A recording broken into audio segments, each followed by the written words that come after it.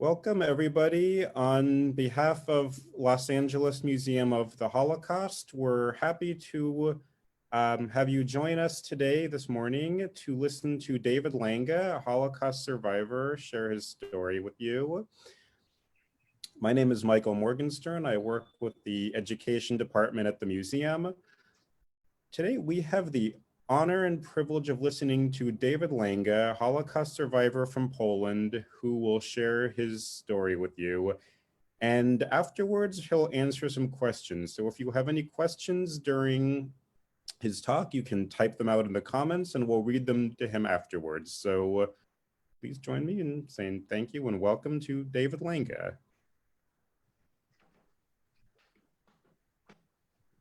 Shalom to everyone that is listening. My name is David Lenga, and I'm a Holocaust survivor. And I'm here to share my experiences, my story with you. I just have to tell you that my life didn't start out in the Holocaust. When I was born in 1927 on December the 3rd, to a wonderful, very religious Jewish family. My life was wonderful as a child. I had friends.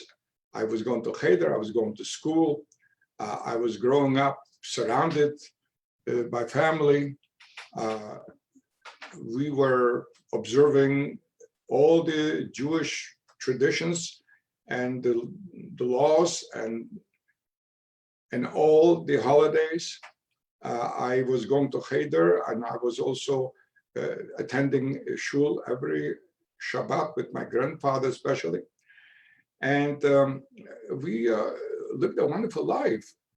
But the fact was that even under normal circumstances, we felt the sting of anti-Semitism in Poland in so many different ways. So when I was growing up and having playmates, and we were having a lot of things in common because we were playing the same sports, we were speaking the same language, we were going to the same school, we were interacting and intermingling and having good times together. And when things were right, they were right. But the minute a Jewish kid would dare to say anything that they, the Christian boys and girls, perceived as a slight or an insult of some sort, and then right away they were spewing forth their anti-Semitism, you goddamn Jew, you pest, and so forth and so on. So we kind of felt this thing, and as I was growing up, I understood there were other restrictions that Jews had to suffer in Poland under normal circumstances. There were quotas in the universities. Very, very few Jews were able to attain higher education or a higher station in politics or in academia, even though a number of them did. But nevertheless, we were looking for solace among ourselves. And so I grew up in a very content, wonderful family. My father was a manufacturer. We had a tannery in a small town called Strykow, situated 18 kilometers south of the city of Lodz. And we were doing very well economically. I was going to vacation with my parents and my brother, younger brother, he was 4 years younger than me, Nathan. We enjoyed all the good things in life until one day I found myself on a streetcar in September the 1st, 1939. That was a very memorable day, not only for me, but for the whole world, because that was the start of World War II. And the way I experienced it was when I was on the streetcar going an errand for my mom, immediately the sirens of the city started blaring alarmingly. I was 11 years old at that time. And immediately everything stopped in its tracks. The streetcars, the cars, everything stopped, and people knew that danger is coming because the sirens meant that you have to run for your life for cover because danger is coming immediately. And it did, because before we were able to get out of the streetcar, an armada of attack planes, German attack planes, came swooping down on the civilian population and machine gunned us mercilessly and indiscriminately. And immediately in front of me, I saw a river of blood and body parts flying in every direction, people screaming and bewildered and running for cover, and so did I. And so I ran into a courtyard along with all the adults around me. And the first thing I was thinking is, how do I get back home? And it was difficult because I was afraid to go with the main streets simply because I don't know if the raid is coming back again. And so through courtyards and through fences and through alleyways and every which way I knew how, I found my way home. Took me a long time, but when I came home, my house was totally shuttered. The windows were shut at the middle of the day, unheard of, and not a person on the street. And I knocked on the door frantically. My dad opened up, pulled me in, and wanted to know what I just saw. And because they already heard on the radio that Poland was attacked. That, my friends, was the beginning of World War II. I was 11 years old and I witnessed this horrendous scene of slaughter, indiscriminate slaughter. And my dad wanted to know from me what happened. I told him in detail what I saw. And he sat us down at that point. He became very somber. And he said to me, my mom, and my brother, he said, what we have witnessed today, I want you to know, is the beginning of the darkest time in the Jewish history. And what we have witnessed is something that we have to be not only scared, but very concerned. And we don't know what the next moment is going to look like, how our life is going to be shaped up, or what we can expect. So we have to stick to each other and look for solace within each other. And this was the beginning of a horrendous spin down the greatest tragedy mankind has experienced. I found myself in the middle of all that, along with my family. Immediately hunger starts setting in because the Polish money became worthless, and the farmers and the retail stores, the grocers, they were hoarding their food, and it was an immediate feel of hunger for the population.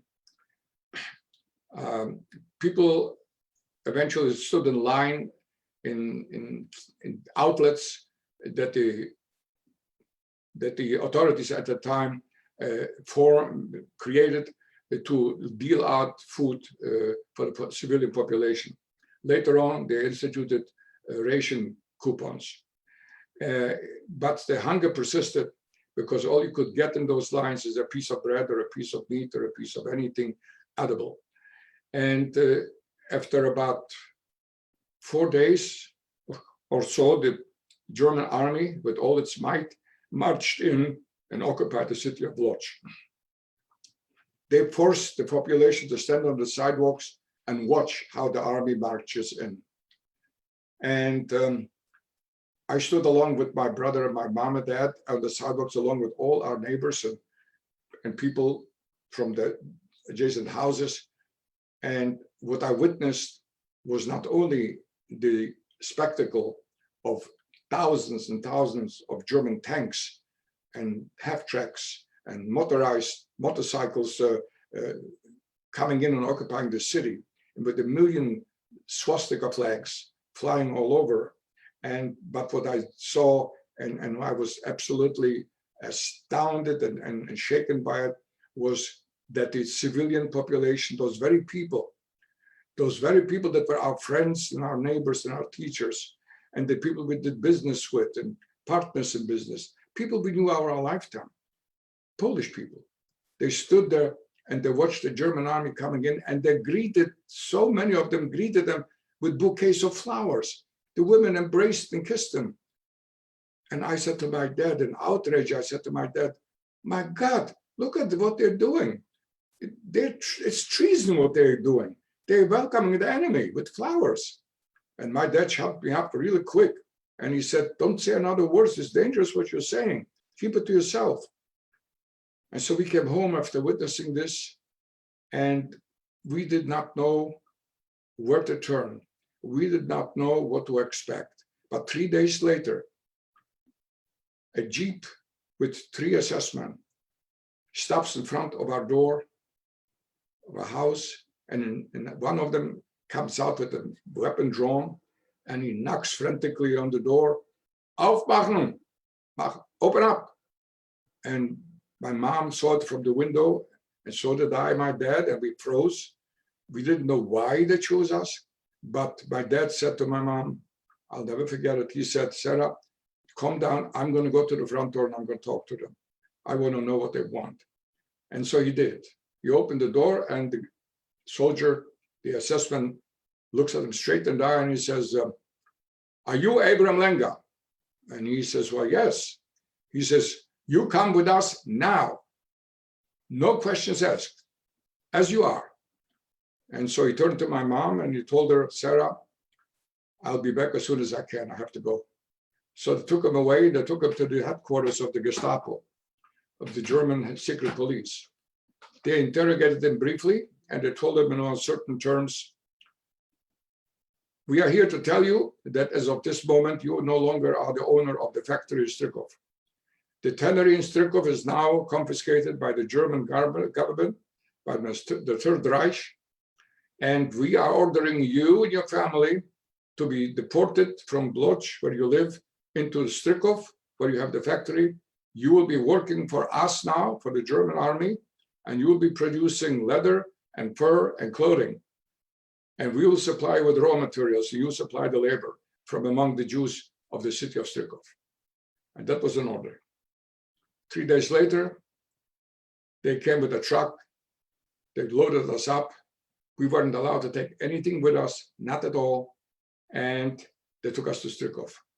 In Strykow, they assigned us a house that was confiscated from someone else. And they told us this is where we live. And immediately they created what we became known as a ghetto, not necessarily with barbed wires or fences at first, but it was a perimeter that they staked out. And they said, this is where you Jews are going to live, and you're going to work for the German government. And my dad was assigned to procure labor for the factory from among the Jews of Strykow. And my dad realized immediately that if you work, you will stay alive. And if you don't, you may not. And so he told the commander that he needs 60% more labor than he actually needed, because he felt that if they're employed, they will be alive. And so the factory started getting in motion. My dad was in charge. We were producing leather and fur and clothing. And I had to work. My mom had to work. My dad, of course. And my grandmother and my younger brother was too young. They stayed home. This how life was proceeding, and the policy of exterminating the Jews were put into place by depriving the Jewish population of Strykow of food. The first thing we experienced was hunger. And then hunger was supplanted with starvation and with famish. People were famished and they were dying, and disease set in, and there was no hospital, and there was no medicine, and there was nowhere to go. And if a person got sick, he died, then so be it. Nobody cared. And this is the life we had to live day in and day out. It was misery, it was horror, it was disease, it was hard labor. It was no knowledge about what happens all around us, because we were deprived of any communication whatsoever. No telephone, no newspaper, no radio, nothing. We were not allowed any of those things. And so in 1942, the Germans realized that they are being squeezed militarily. And for whatever reason, they decided to close all the small town ghettos in Poland and to consolidate and take all the able-bodied men and women into the larger ghettos like Lodz and Warsaw and Krakow. And so we were ordered in 1942 to assemble on the Jewish cemetery in Strykow. And there they made a selection. We were staying in that cemetery for 3 days and 3 nights. We were deprived of food or water. There was nothing to hope for. And we were not even able to alleviate ourselves. There was no hygiene, there was no toilet. It was just sheer misery. After 3 days and nights, they came with trucks, with additional guards, with dogs, and they made selections. They decided to select the able-bodied from what they consider not able-bodied. And so with the click of the thumb, the soldier in front of the line, he was deciding who goes to work as able-bodied and who is going to die by what they consider not able-bodied, dead wood. And so the old, the frail, the undesirable in their view, they were all told to go to the left, and those that were able-bodied were told to go to the right.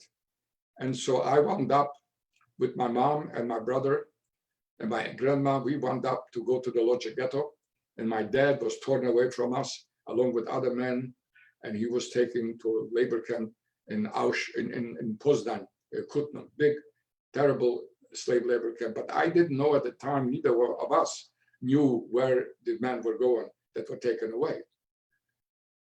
And so my dad was very sick at that time. And my mom told me, David, I don't think your dad is going to make it through the night. That's how sick he is.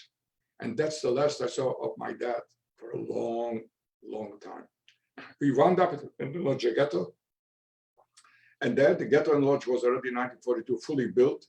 They were already totally guarded by barbed wire and guard dogs and guards on towers, on watchtowers.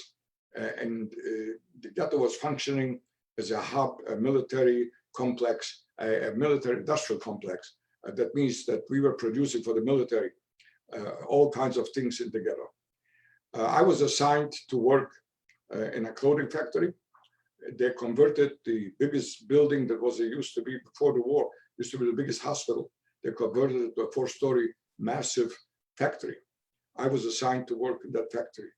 By the time I was 14 in 1942, I had to work every single day. And my mom was assigned a different factory to work. My brother, my grandma, they stayed home.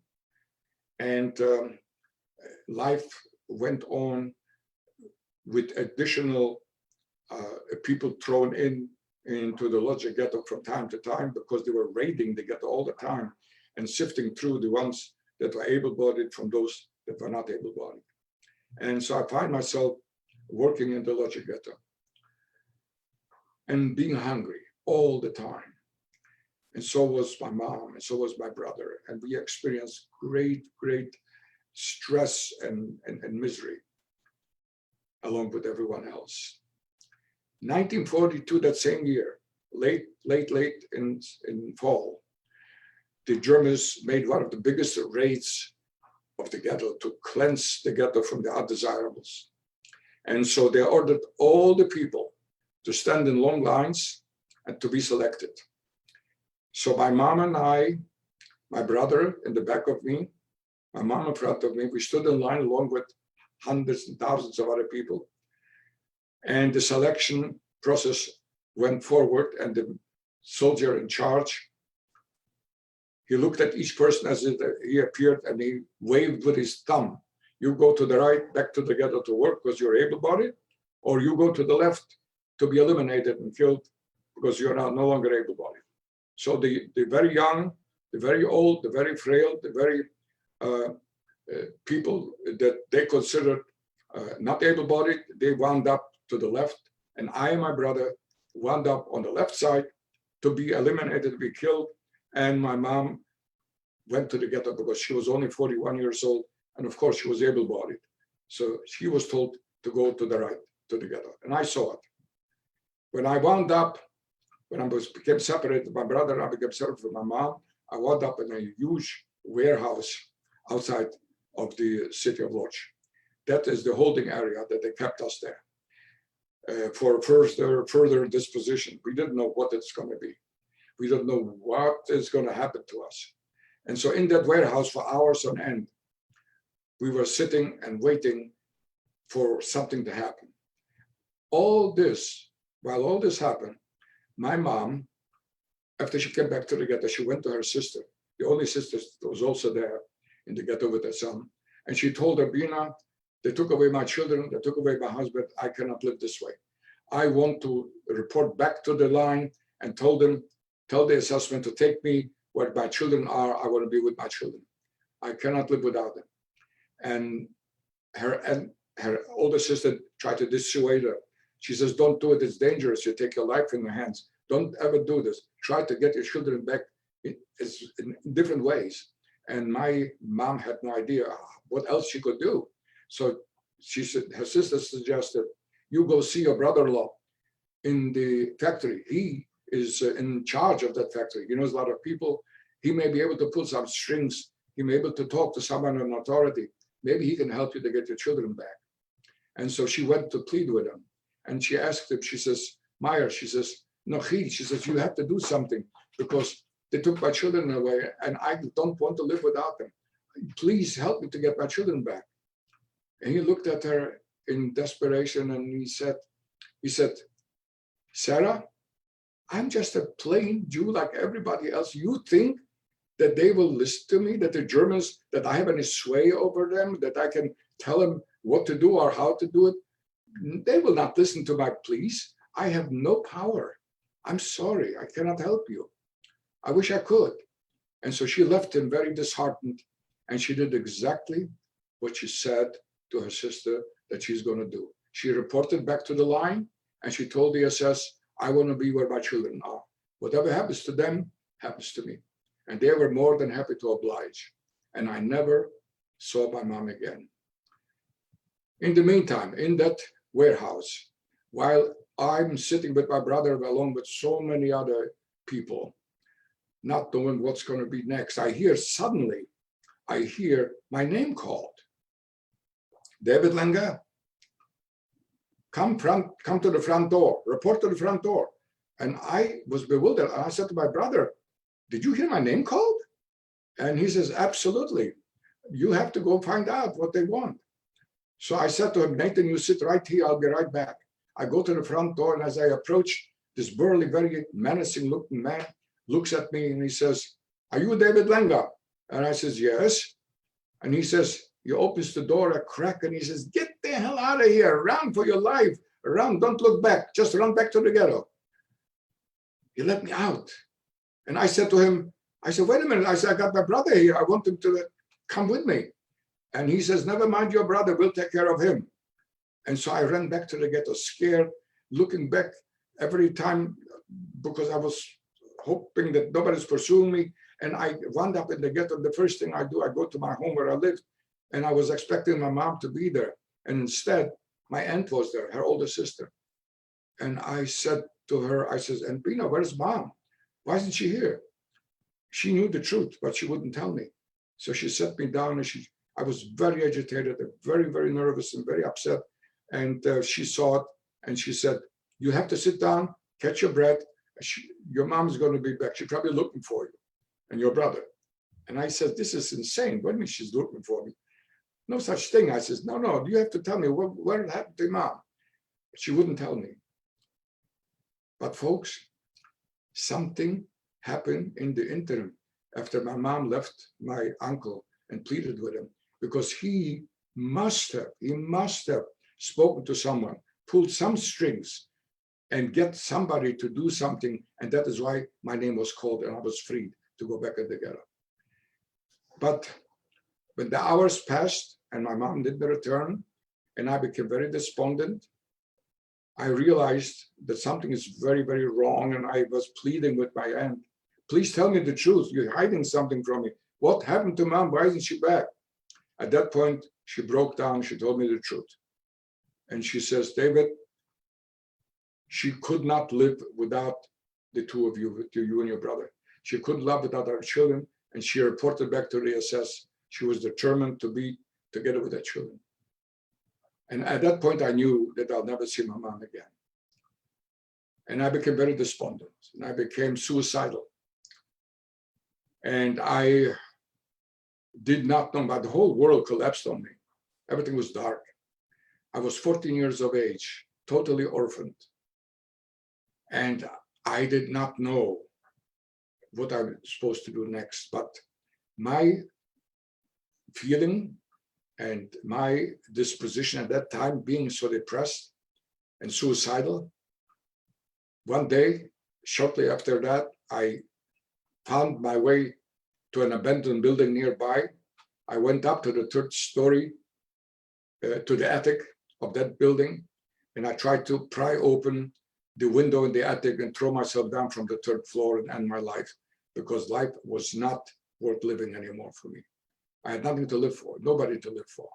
Everyone in my life that I loved, that I cherished, that I felt loved me, were all gone from my life, and I was alone in the world. And at 14 years of age, I couldn't bear it. And as I was trying to pry open that window, I felt somebody grabbing me from the scruff of my neck and pulled me back. And that was my aunt. And she says, "I will not going to let you do it. This is not the way out. You have to persevere. You cannot throw in the towel like that. You have to come with me. And the three of us, you, me, and my son, the three of us, we're going to live together from here on. We're going to be a family. And we're going to hope that maybe tomorrow the day is going to be better than yesterday. If you lose the hope, you have lost everything. And I'm not going to let you do it." And so I had to go back with her. She was watching me like an eagle. And the only thing that saved me actually was my work. Because in the ghetto, you have to work every single day. If you do not work, you don't get rations and you don't eat. And I could not afford not to eat. Like everyone else, I was starving already. So I had to go to report to work every single day.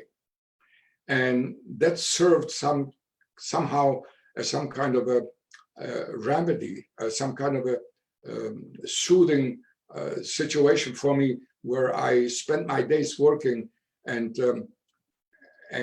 I came home, was dead tired, and days went by, and I just feel it was a therapy for me.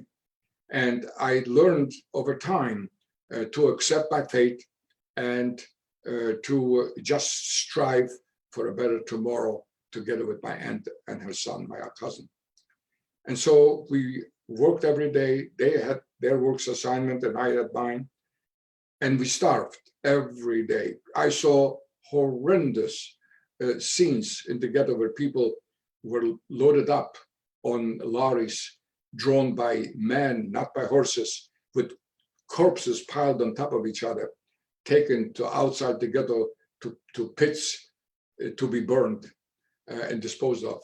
And children, small children on the sidewalks with swollen bellies, dying of starvation. These were the daily scenes that I was exposed to, that I watched, that I saw. And the hunger became ever greater because they had a policy to implement, to starve out the Jews and to eliminate them as every means possible. And so one day, the starvation was so great and our lives were literally hanging in the air and suspended on a thread, as it were. And I was desperate. I was desperate to help myself, but I didn't know how. And so I heard some adults around me whispering that outside of the ghetto, outside of the barbed wire, there are huge fields that are being tilled by Polish farmers, and they're growing all kinds of vegetables there. They're growing potatoes and carrots and cabbage and all kinds of beets and all good food. But there was just no way that anybody could reach it because it was guarded by guards, heavily guarded, and it was fenced. and it was on the other side of the fence. But I was desperate. So I acquired in an abandoned building an old burlap sack. And without telling anybody anything, I snuck out one night and I found my way to the edge of the ghetto, to the barbed wire in the middle of the night. And I was working like a shadow. I was trying to get to those potatoes in the field, just within arm's reach. That's how close I was. And because it was the middle of the night and everybody was asleep, and the guards probably too, I don't know, it was total darkness. But I bent down and I felt the earth just at the edge of the wire. The earth was soft, still tilled. And I started digging the soft earth with my very bare hands, a hole big enough to get underneath those barbed wires to the other side and to help myself with the potatoes. And I did. I was successful. I came out, my body was pretty much emaciated and I was very thin, but I was able to dig the hole big enough to get over to the other side. And under the cover of darkness, I started putting in potatoes into the sack. I was about half full and I was ready to leave to get back to the ghetto with the potatoes when a reflector all of a sudden came upon me. And before I knew what was happening, I was blinded by it. And suddenly I look up and there is a rifle right at my head and a soldier, an older man, an older German soldier looking at me and screaming at me. Verflucht nochmal, was machst du denn hier? God damn it, what are you doing here? Who are you? And I was pleading with him. I was a scared kid. I thought this was the end of me. And I was pleading with him. I said, sir, I spoke German pretty well at that time. And I said to him, sir, please don't shoot me. I'm starving to death, and so is my family. I'm trying to save my family by getting some food home. Wouldn't you please just let me through with those potatoes? And I promise I'll never be here again. And after all, I says, yeah, I looked at him. He looked like my grandfather. And I said, maybe you have a grandson my age. Just consider that. I says, just please let me go. And as I was pleading with him, and he looked at me, the scared little 14-year-old kid he lowered his rifle. He turned off the reflector. And he said to me, get the hell out of here, in German. Verflucht nochmal, mach was du loskommst. Get out of here. I don't want to see you again. And take the goddamn potatoes with you. Oh my God. It was like an angel was protecting me. I took those sacks that I got over to the other side through that hole, and I disappeared at the night. And I had a really, really rough time getting home because they were heavy and I was emaciated, didn't have the strength. But I was lugging it through the night, hoping to God that the sun was not going to come up too soon to be seen. Because if anybody will see me in the ghetto with food, they'll lynch me, they'll kill me, they'll take my food away. But I was lucky enough to, under the cover of darkness, I reached home after a long time. And when I came in to my house and I knocked on the door, my aunt already knew I wasn't home. She saw it when she went down at night. She couldn't see me. She didn't know where I was. And she pulled me in and I told her what happened. Those potatoes saved us for months on end, indeed. And so I did the impossible. I took my life in my own hands. And this time I succeeded. But life had to go on. And we had to work. And life was misery every single day, in spite of everything. People were dying by the thousands. New raids were taking place. And then one day, in 1943, the Germans, after sifting through the ghetto of so many thousands of people, undesirables, they wanted to replenish with more labor, able-bodied men and women for their industry. So they took the Jews out of the surrounding ghettos surrounding Poland, from Czechoslovakia, from Hungary, from Romania, from Italy, from France, from everywhere in Europe. They took those Jews from those ghettos and they threw them in the Lodz Ghetto to work. And when a new transport of Jews arrived, the word spread like a wildfire among the people there, because everybody ran to the holding area, to the fenced around area, to see if among the newcomers maybe there is somebody that they recognize, some face, some relative or somebody that they knew. Everybody was hungry for contact because people were left alone, separated. I ran to the ghetto just as all the others did, and I looked for someone as well to recognize, and I couldn't. And so when I couldn't, I turned back, disheartened, back to the ghetto, disillusioned.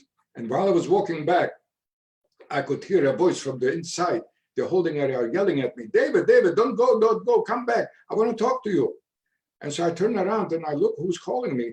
And there's man, a relatively young man, looks at me. He says, you're David, aren't you David Lenga? I says, yes. Well, you know me?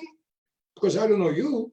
And he says, of course I know you. I know you and your family and your father. I said, you know my father? How do you know my father? He says, I was working with him. He's a friend of mine. Just 3 weeks ago, I left him in Poznan, in the labor camp, before they sent me here. And when I heard that, it was the very first time during the entire time since they took him away that I knew that he is never alive. I didn't think he was alive. But that news was so incredible that it just infused me with such an incredible dose of adrenaline and hope. And I said to myself, oh my God, if my dad is alive, maybe I still have a hope to see him again. Maybe we can be together one day when this fire, when this hell is over. And that gave me a tremendous incentive to be determined to not to knuckle under, not to become a victim of despair. And even though despair I was.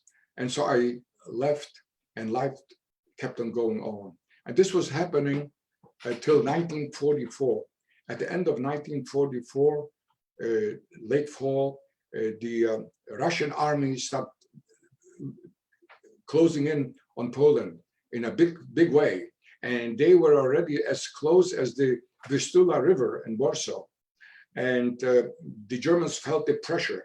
And so they decided to eliminate all the ghettos, even the large ghettos like Lodz and Warsaw and Krakow, eliminate them and take out all the heavy machinery, the industry that they had, and to reassemble it back in Germany proper.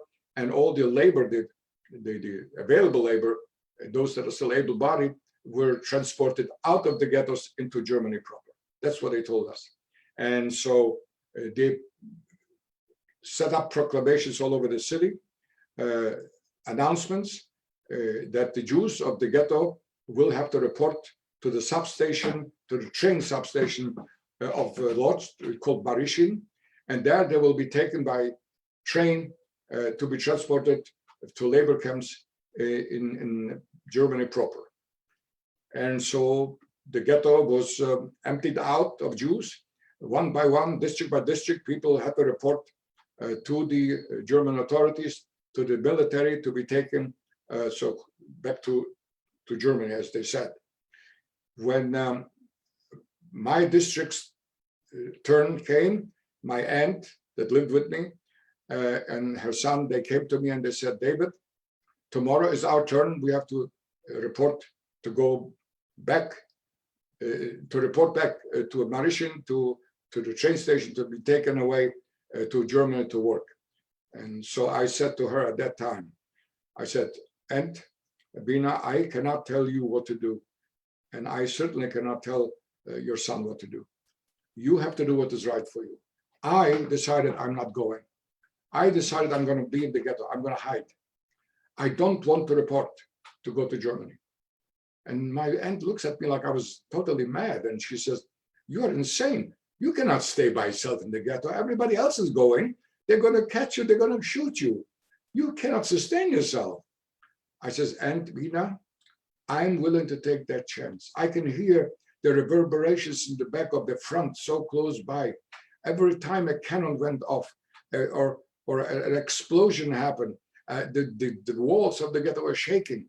And I was hoping and I was thinking to myself, if I could wait a day or two or three, maybe a week, wait out until the Russians come in and liberate me, I'll be a free man.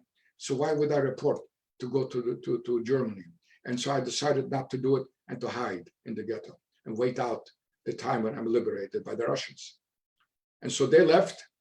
Everybody left, and before I knew what was happening, I find myself alone in the ghetto, alone to the extent that I knew, because all around me, all the entire perimeter around me, I was the only one seemingly. But I had to sustain myself. I had to eat something.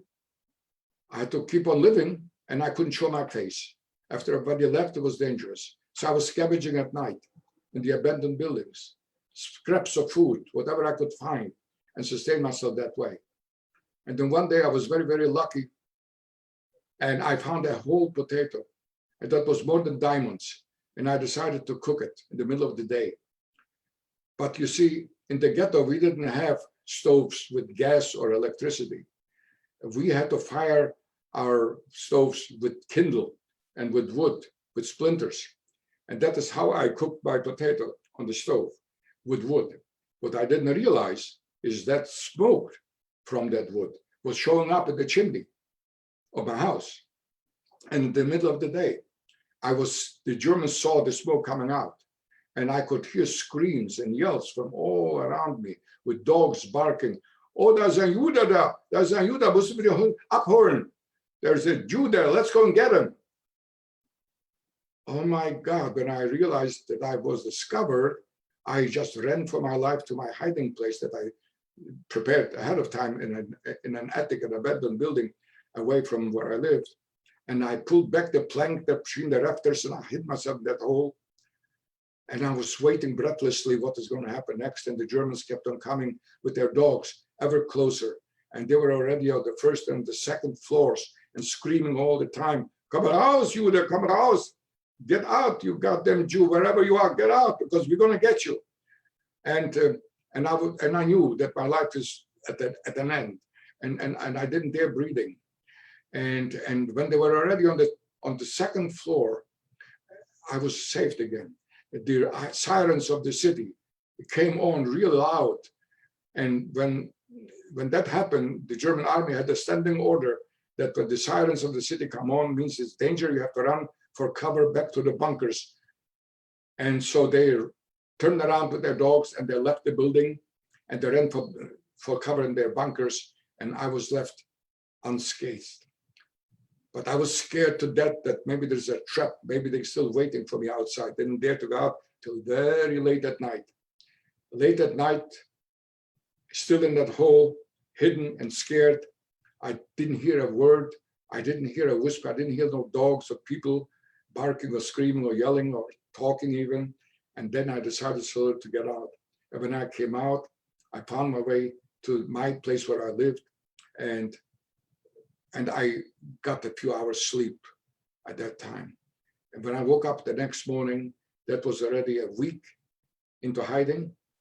And at that point, I just had no hope of survival. I just could not scavenge anymore. Everything I could scavenge possibly in any perimeter I did. And now I don't know what to do next. I'm desperate. And I'm looking out the kitchen window at that point in desperation. And I see a strange, strange sight in front of me. Men dressed in all white, mostly, with brooms in their hands, sweeping the sidewalk. And I don't understand what is going on there. Who are they? And so I ventured out and I pulled the last guy on the coat. And I said, "Excuse me, but who are you? What are you doing here? What is going on here?" And he said, "We're the White Guard." And I said to them, I said, "Who is the White Guard?" And he said, "Well, we are the contingent of Jews that the Germans left in the ghetto to clean up, with brooms to clean up the sidewalk. They didn't want whoever comes in after them, they didn't want them to see the mayhem that they created in the ghetto." I couldn't wrap my head around this, what I just heard, but I said to them in desperation, "You know what? Give me a broom, I'll be one of you. And I'll do the same thing." And they gave me a broom and I was sweeping up the ghetto just like they did for 3 days. After 3 days, they took us away and they shipped us off in cattle cars, supposedly to go to Germany to work. I found myself in a cattle car with the man, squeezed like sardines for 3 days or so, no food, nothing, no water, no toilet, misery, hungry. And after 3 days, the train stopped And I thought I was in Germany because that's where they said that were taking us. And the doors flung open. From the outside, I see so many German soldiers with guard dogs, screaming and yelling with heavy weapons. And then another contingent with prisoners with striped clothing. And I didn't know what I was. And I said to one of the prisoners, excuse me, I says, am I in Germany? And he says, no, you're in Auschwitz.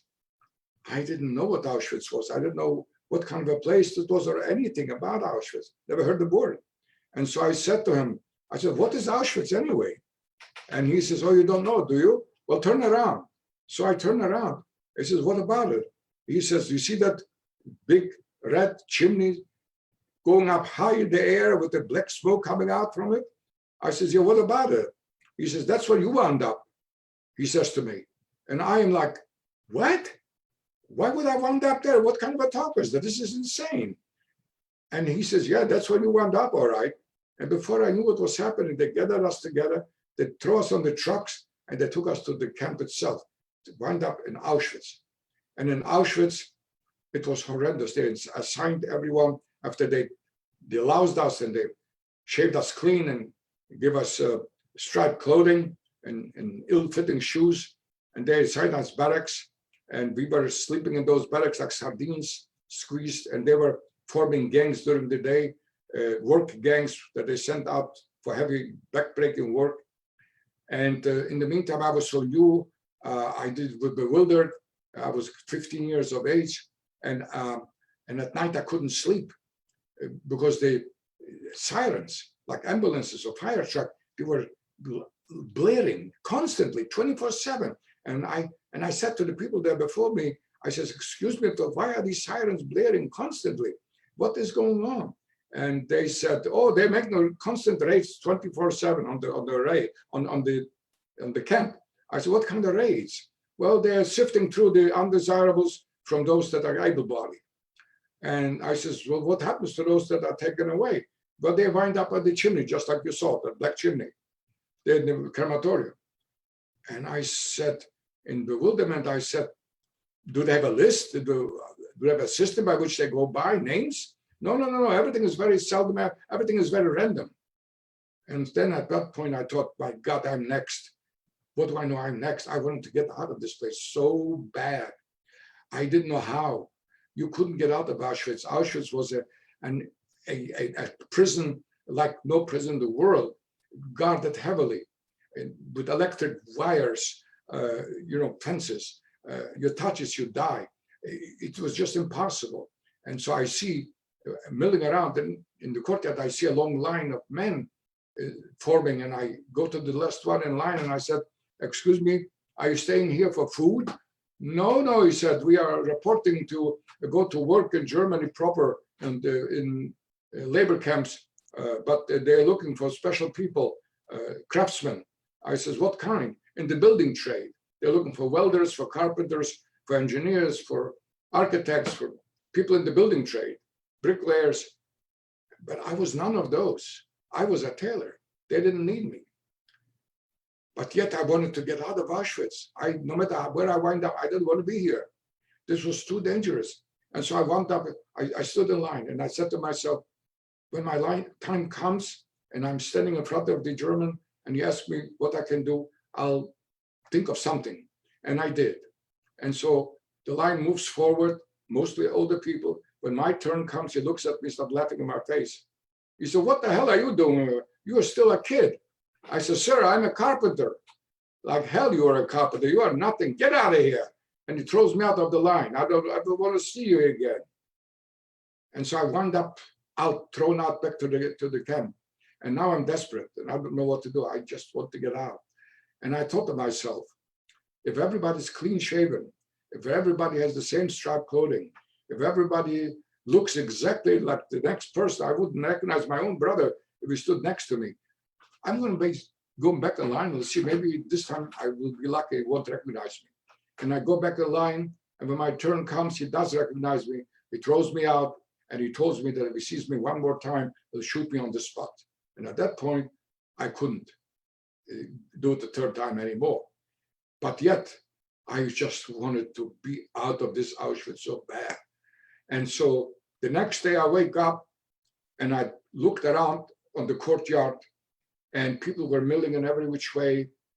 And I see two very burly guys with a heavy pole on their shoulders with a bucket of soup, a big bucket of soup suspended on that pole.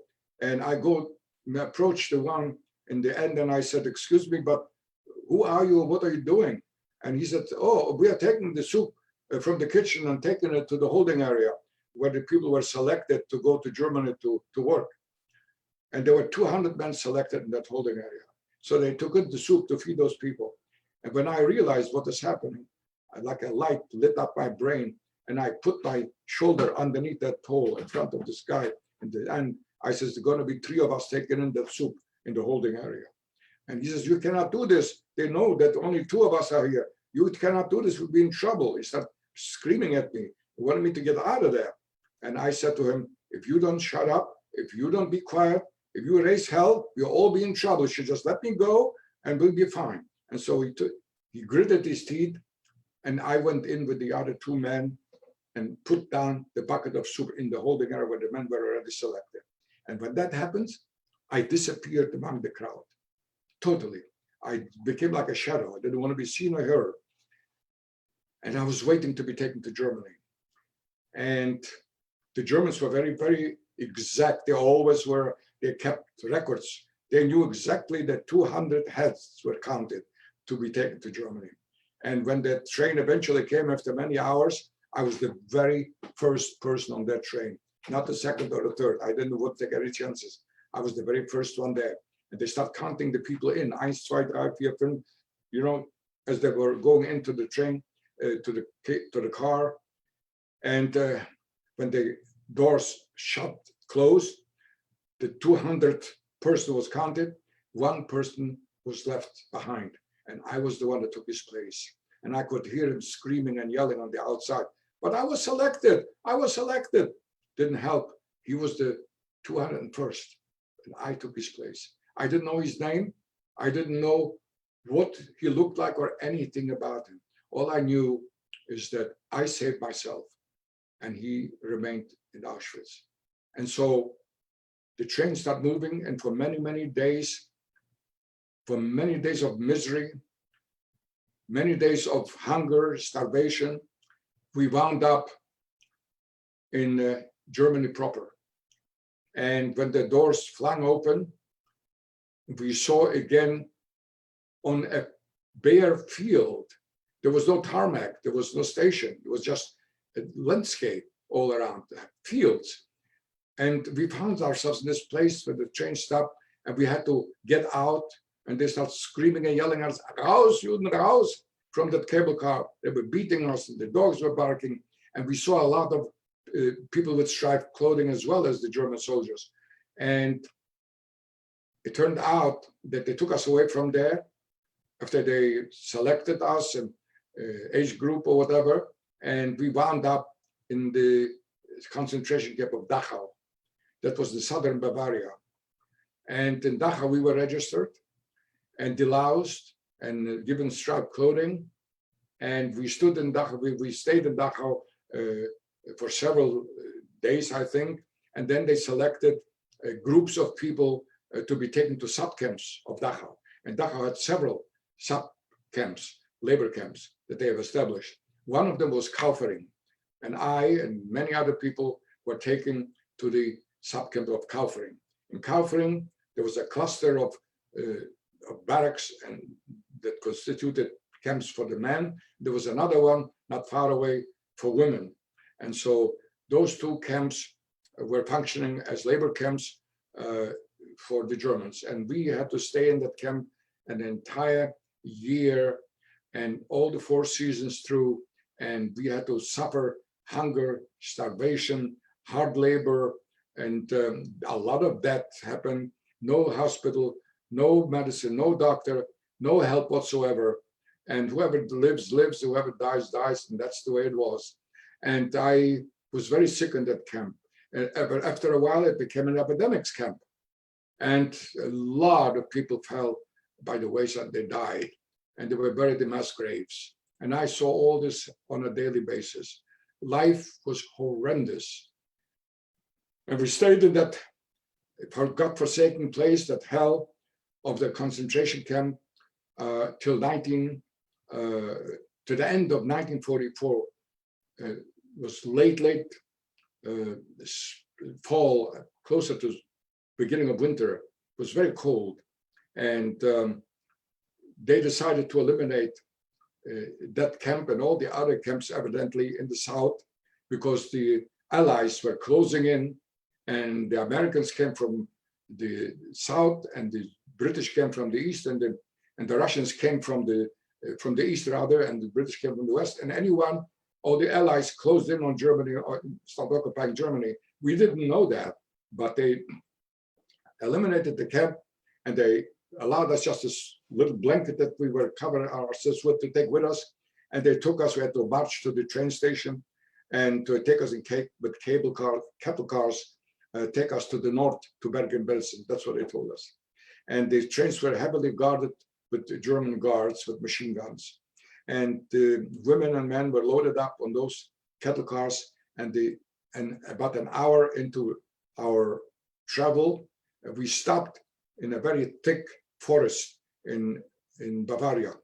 We didn't know exactly where we were at all, but the train stopped. And then after a little while, another military train came on the other track, the other side, and stopped right across from us, also in that thick forest. And we stood there for a long time, didn't move back or forth, we didn't know what happened. And so after we had waited there for so many hours in the cold, all of a sudden I hear a tremendous roar at the horizon, and an armada of planes is descending upon us and attacking us with machine guns. We had no roofs, so these were cattle cars, so a lot of people were dying because they were machine gunning both trains, because they thought both trains were military trains. Only one was military, the other one was full of prisoners. But the pilots evidently didn't know that at first. And so when people started dying in front of me and being killed in like a slaughterhouse, I said to my two friends that survived with me, let's jump, there's no roof, let's jump over the wall and into the forest and save ourselves, or else we'll be killed from the air. And so we start jumping, and the Germans saw us jumping, and evidently the pilots in the air saw all the striped clothing jumping over the cattle car, and they realized that one of the trains was full of prisoners. And so after the slaughter was done, they stopped the raid and they moved away. But all the mayhem and the slaughter was already done. And then we found ourselves, to survive, find ourselves in the forest along with the Germans, because they also jumped in to save themselves. And in that forest, we stood for 3 days and 3 nights, and it was so hard. It was so cold and wet, and we were huddling against each other for warmth. And one day, after 3 days of this misery, we wake up in the morning, and I hear a lot of our prisoners yelling at the rest of us, "Hey guys, there are no Germans anymore. They're all gone. All the guards are gone." And we couldn't believe what we were hearing. And how come? What mean they're not? They were here just last night. Yeah, they're all gone. There's not one trace of them. And so after a while, being bewildered, not knowing what happened just now, what happened was that the Germans knew that they lost the war. The war is coming to an end. They're being occupied by the Allies. So they prepared civilian clothing in their train, and they changed overnight in civilian clothing. They shed their military uniforms, and they left the area. They just disappeared into the population, left us alone in the forest. When we realized that we are sheep without a shepherd, the older ones of us start yelling to the rest of us, "Let's raid the military train. There's a lot of food there probably." So we did. We raided the train. And boy, was there a lot of food indeed. Yes, there were cans and cans of heavy military rations with porks and beans and fatty stuff. And the people were so emaciated, so hungry, so starving. They tried to break open those cans and in every hard surface they could find, because we didn't have can openers or anything. And so a lot of them did not succeed, like myself. I didn't succeed, but a lot of others did. And those that did, they gorged themselves on that food. And let me tell you something. They were not able to process this food. They were not able to digest that food. They were so emaciated, their body was so dried up, they died. It was poisoned from them. Hundreds of them died because they ate that food. But those that survived, we formed small groups after a while, and we headed into the countryside to be able to find somebody to talk to know where we are or what we're supposed to do next. And so I and my two friends, we set out into the countryside over the meadows to go to some kind of a civilization, to find somebody to talk to. And after a long trek, I noticed in the horizon an outline of what looked like a roof or an outline of a roof. And I said to my friends, if you look on the horizon straight ahead of you, you'll see the outline of a roof, probably a hut or maybe a house. Let's go towards that area. And so we did. And we came ever closer. And as we came closer and closer, we realized we came to a hornet's nest. This entire area was swarming with German military, so many of them with tanks. And I said to myself and to my friends, oh my God, look what we got into. And before we knew what was happening, we heard the sentry that saw us. He was yelling at us, halt, nicht weiter gehen. Stop, don't go any further. I'm coming to talk to you. So he comes forward to us, and that soldier looks at us, three boys, and he says, wer sind Sie denn, was machen denn hier? Who are you and what are you doing here? He said in German. And I said to him, I told him what happened. We were abandoned by the military. They left us and we didn't know what to do. So we were looking for someone to get some directions. He says, you can stay here. This is a militärisches Gebiet. It's a military area. So I says, well, what do you suggest we do? He says, I'll take it to my commander. So he took me into the hut there, and actually it was a house, a farmhouse. And so when he opened the door, and I was confronted by the person I saw in front of me, this very fat, unbelievable looking German military man, so bemetaled and bestriped, and he must have been some kind of a general or something. And he looks at the three boys, about those three boys in front of him, and he asks the same question, who are you and what are you doing here? Why are you here? And so I explained to him briefly in German what we're doing here. He says, you have to turn back, go where you came from. You cannot stay here. This is a military area. So we turned around and we go back where we came from. And about 15 minutes into our walk, I hear a voice, a man's voice, an older man's voice from the rear of us, screaming at us, Burschen, Burschen, geht nicht wieder, geht nicht weiter. Ich komme zu sprechen zu euch. Don't go, boys, don't go any further. I'm coming to talk to you. And that was a civilian, older German man. And he came towards us and he identified himself as the owner of the farm. And he says, I want to take you with me because the German military is leaving momentarily. The front is very, very close where we are. And so you're going to stay on my farm and you're going to wait for the duration till the war is over. And so he took us to his farm. He assigned us a barn where we can sleep on the hay. And after a while, they start treating us like human beings with really kindness. And I wasn't used to this. For 6 years, we didn't experience any kindness from anyone. And we weren't used to, so we were just lucky to benefit from all that. So after a while in that barn, he came back with his wife. The military left, like he said they would. And he came back with his wife, and she had a huge tray with freshly baked donuts with jelly, with powdered sugar, with a big pitcher of hot milk. And we haven't seen food like that for 6 years. And oh my God, and the woman, the farmer's wife says to us, ihr Burschen muss hungrig sein. You boys, you must probably be starving. Here's some food for you. We gulped it down. We were grateful for it. And they took us into a different barn where they erected 3 folding beds with real sheets and pillows. And we all of a sudden start feeling like human beings again. We stayed on that farm for several days, milling around. And I went into the outhouse one day, after the 3rd day or so on that farm. I went into the outhouse, and my other 2 friends were outside milling around. And then all of a sudden, while I'm in the outhouse, I hear rumbling outside, heavy machinery or tanks or something.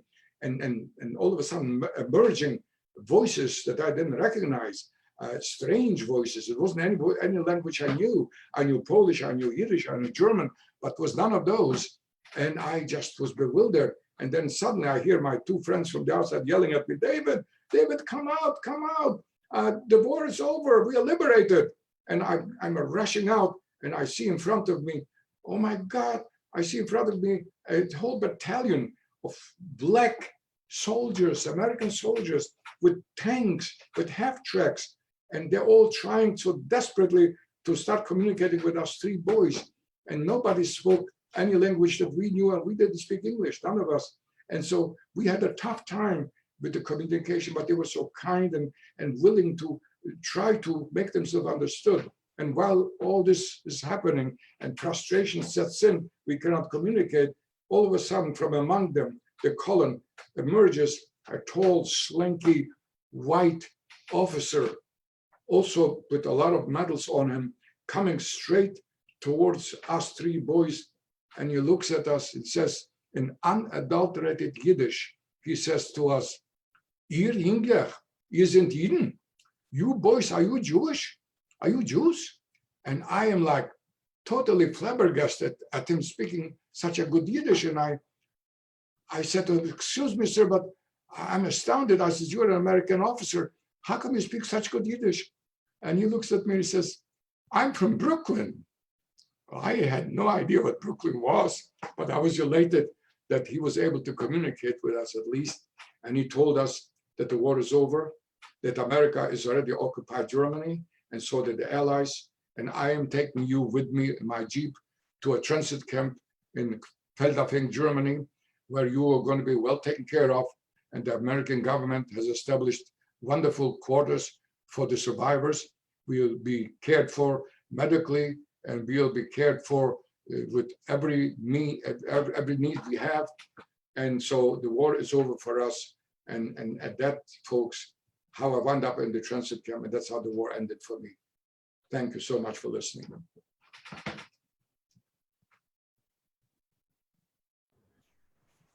David, thank you so much for sharing your story with us.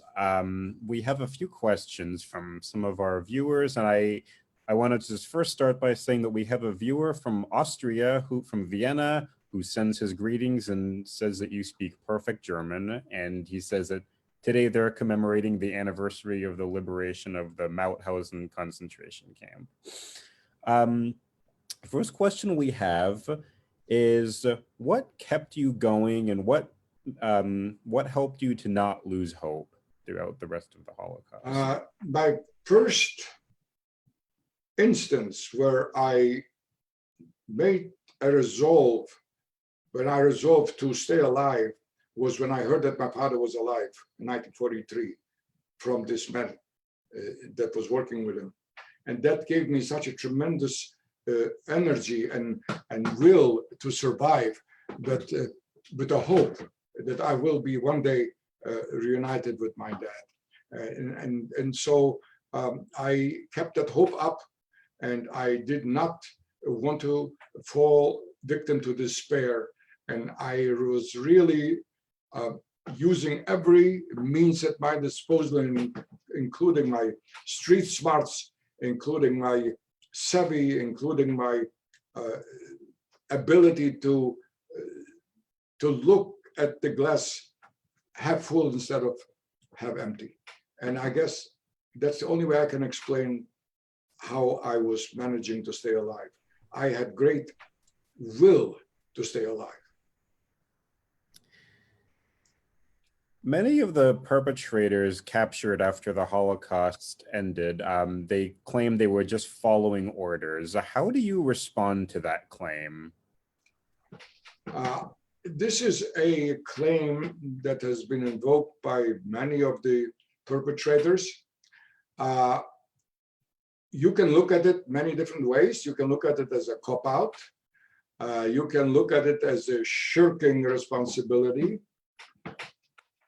And you can also look at it as a certain element of truth, because those people, unless they were following the orders, they were subjecting themselves to severe punishment. So it is a very difficult question to answer, to make a judgment on, because people have to think in terms of, if I were in his shoes or her shoes, how would I react? Would I be willing to risk my life for someone I don't even know? And that is a very difficult question to answer. But all too many perpetrators and collaborators with Hitler invoke that very same I had to follow orders mantra, and because the fact was, and this is what I experienced firsthand, that very many of those people did it voluntarily. They did it with zest. They did it because they felt that they wanted to do it. They hated the Jews. They were anti-Semitic in the core, and they were easily swayed by all the propaganda that was given to them on a daily basis. They are willing collaborators. They didn't have to do what they did, but they chose to do it. And those people are the ones that I was confronting. And those people are the ones that I saw. And that is why I have a difficult time to just make a blanket judgment on that. Thank you. And this is a personal question, if you don't mind. How did the Holocaust affect your faith in God? That is a question that I've been asked in a high school once. I spoke to a all inner city high school, and a girl got up and she asked me that very question. She was about 16 years old. I was having a tough time with it then to answer it, and I probably have a tough time with it now to answer it. But I have been wrestling with that question for so many years. Because frankly, when I was in the midst of the horror, I could not keep my faith in God. I just couldn't. Neither could thousands of other victims. Because we were pleading to heavens for help. None was forthcoming. God turned his back on us. If he existed, he didn't show it. And we were not only terribly disillusioned, but we were hurt by it, and we lost faith in God. After the war ended, that question was still haunting me. Where was God when all this happened? And I talked to a lot of important people. I talked to rabbis of a lot of denominations. Most of them did not give me a very good, satisfactory answer. Most of them had no answer. But there was one that said something to me that resonated. And that is what stuck with me. And basically, what I was persuaded by was this observation. When God gave humans the free will, the freedom, but the freedom with a free will to do with their life as they see fit. Even though God gave commandments and instructions what the right way of living is supposed to be, it still was up to the individual human being to make a choice. And if you choose to be evil, then don't blame God for that, because God absolved himself from responsibility when he gave humans their free will. And so consequently, if you are a good person and you follow the commandments and you have a clear conscience, you have to be the beneficiary of that clear conscience. And if you commit a crime or some evil, then you have to bear the responsibility for that evil and bear the consequences of it. God did not come down from heaven and take a machine gun in his hand and start shooting people or killing people or burying them in crematoria. It was human beings that did that. Evil human beings did that. It was Hitler and his cohorts and his collaborators and the people that were willing to follow his ideology. They did that. Not a single person did that. Auschwitz did not come down from the sky, falling down. Auschwitz, it was enabled by people looking on and doing nothing and being indifferent and apathetic and letting it happen. So consequently, don't blame God for the evil that was bestowed upon humankind, because he himself did not do it. And he did not cause it to do it. It was your free will as a human being. You exercised and you caused all the horror to happen. That argument persuaded me to think differently about what I think about God. And so consequently, I'm persuaded that it is the human being that has the power of free will to do evil or to do good. Thank you. And I'm happy to read a comment from an organization called the Yiddish Voice that is watching. They say, Ashenem Dank, Teire David Lenga, ihr seid der Mensch, Yasher Koach. Toda rabba, Ashenem Dank für euch. Ich bin sehr zufrieden, als ihr habt es gesehen. Can you explain when you moved to the United States and what prompted that decision? I beg your pardon? When did you move to the United States and what prompted that decision? Okay, so I lived in Sweden after the war for 10 years. I had a beautiful family that I created with my wife. And we stayed there, like I said, for 10 years. I was working there. I had a very good time being in Sweden, and I enjoyed it very much. I loved Sweden, actually. But what persuaded me was the war in Korea. In the 50s, the Korean War broke out, and the people, especially the survivors in Europe, especially in Sweden, was very, very, very agitated and scared again, because the Soviet Union at that time was moments away from Sweden by jet, literally minutes away. And we did not see the Korean War as a war between South Korea and North Korea. We saw this as a struggle between capitalism and communism. And America and the West was heavily involved. And so consequently, we thought that this is the beginning of World War III. And we got panicked. We got scared. We did not want to be caught the red vice again now after just having gone through the brown vice. And so I said to my wife, let's get the hell out of Europe. We don't want any part of this cursed earth. I said, let's move as far away from Europe as we can.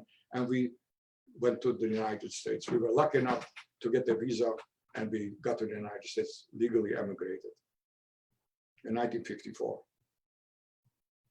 And I'm lucky I did. Glad you did as well. Which of your family members survived?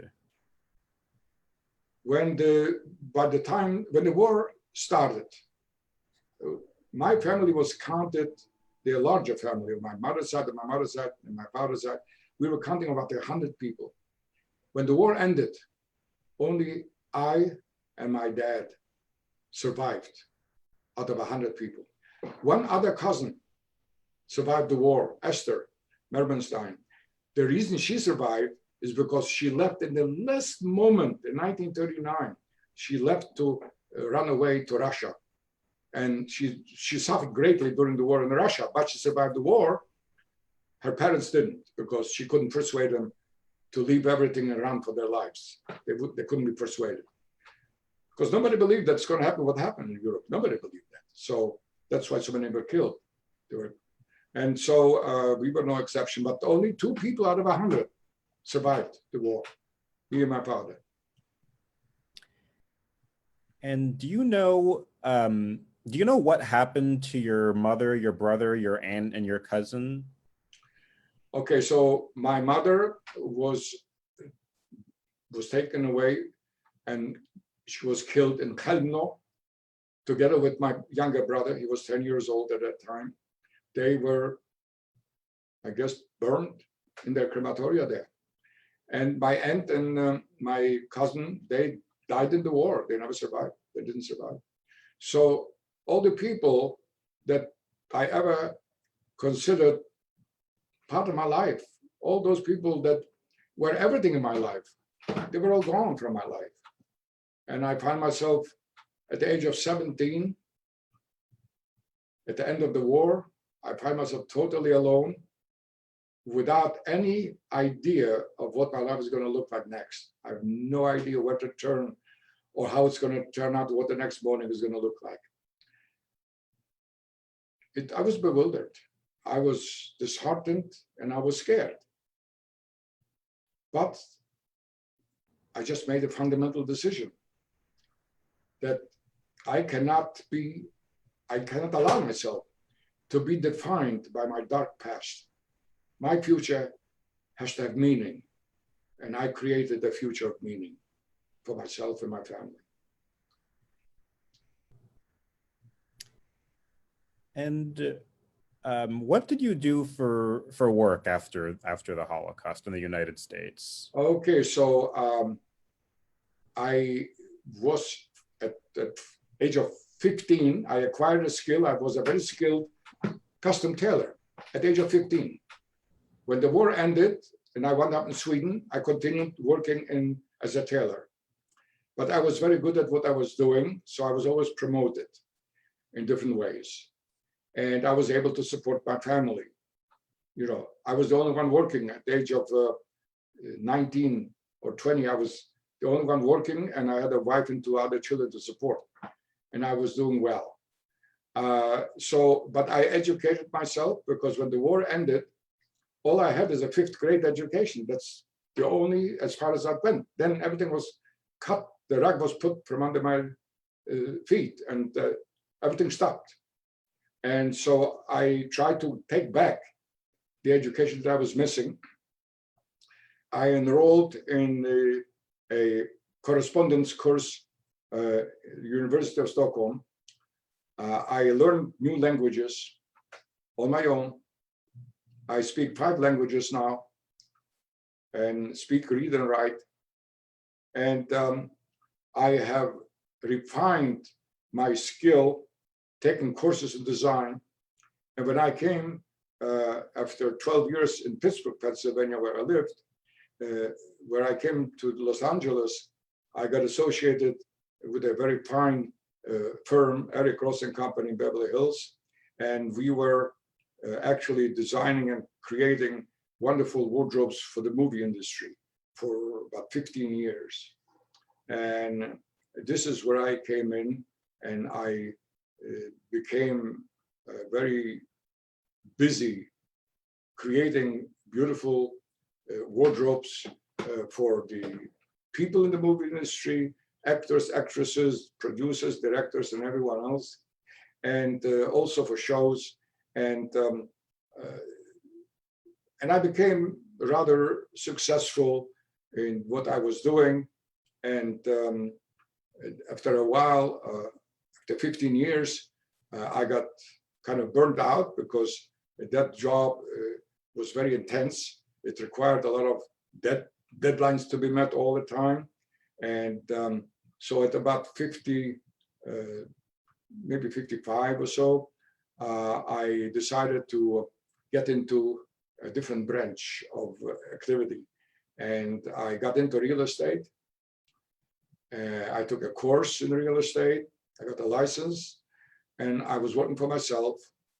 And after being with the industry for 15 years, I quit, and I devoted myself to being in real estate. And this is how I endeavored to live my life with my family. It was good to me, and I was there in a good time when it happened. And so consequently, at the age of 62, I officially retired. And I've been retired ever since. Thank you so much, David. And one last question from me. Can you please tell the viewers how many children, grandchildren, and great-grandchildren you have? Okay, so God has been good to me, and I have 3 beautiful, beautiful daughters that gave me 7 wonderful grandchildren. And now they, in turn, have been giving me 6 great grandchildren that I adore. And the 7th one is on its way in August, God willing. So I'm very blessed with having a beautiful, wonderful, large, loving, close family. We are so close to each other that I have no words to describe it. And we love every moment of it. Life has been good to me. I've had my share of tragedies after the war. I lost my first wife, Charlotte, after 55 years of wonderful, wonderful marriage. I lost her, unfortunately, to a terrible car accident.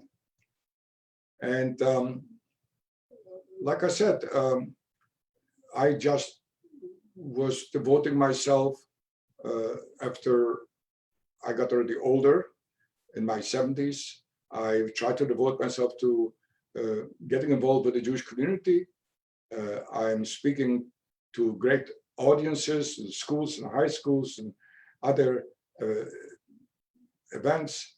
And I am letting the people know what I went through as a warning, not to be apathetic and not to be indifferent when they see evil arising. And I'm content with my life very much as it is right now. I hope God is going to be good to me. Let me go on for a little bit longer. Thank you so much, David. Before I leave you, I wanted to also let the people know that it has taken me 20 years, over 20 years, to write my biography. And I wrote this book, My Own Life. It's called The Compassion of a Deadly Enemy. It is a riveting read, and it is available now on Amazon.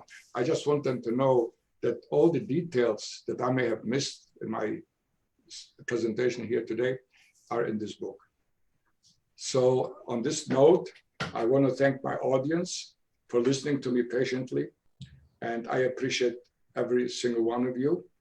I hope that you have learned something valuable of my story, because what I would love you to take away from all this is the feeling that you cannot afford to see evil rising and be indifferent or apathetic, because when you do, you are doing it at your own peril. Because when you see other people being affected by evil, don't say to yourself, hey, it's not me. I'm not included in this. They don't mean me. They mean the others. There is no such thing, because evil is a deadly virus.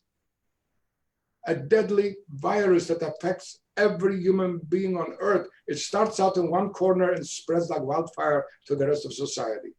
This is what I've experienced. This is what I know. And this is what I'm warning people to be aware of. When you see evil arising, stand up, be counted, speak up, and don't let it happen. Don't let it happen. You have to defend your freedom, because freedom is not free. Freedom has to be fought for to be kept. And this is my message. Thank you. David, thank you. Thank you so much, David. We're always so honored to have you speak and to have you be a part of our community and to share your story. We're so thankful to have you. Thank you. Before we sign off, I just want to remind everybody that while the museum is closed, we will be providing these sorts of programs regularly. Holocaust survivors will be speaking every Tuesday at 11 o'clock, like this. And this coming Thursday, May 7th at 10 o'clock Pacific time, please join us for a program on the Hollywood Red Scare and the shifting of American culture. Ellie Gettinger, Education Director of the Jewish Museum in Milwaukee, will discuss a 1947 HUAC, House on American Activities Committee hearings that led to the Hollywood blacklist. joining her, and will be the former LA Times entertainment writer Susan King. And for more information on our programs, please follow our Facebook page on our website, lamoth.org. Thank you so much, everybody, for joining us, and we hope to see you soon.